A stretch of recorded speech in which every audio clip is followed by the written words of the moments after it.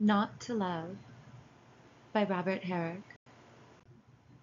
He that will not love must be my scholar, and learn this of me: there be in love as many fears as the summer's corn has ears, sighs and sobs and sorrows more than the sand that makes the shore, freezing cold and fiery heats, fainting swoons and deadly sweats, now an ague, then a fever, both tormenting lovers ever.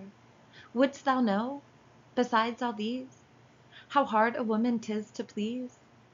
How cross, how sullen, and how soon she shifts and changes like the moon? How false, how hollow she's in heart, and how she is her own least part?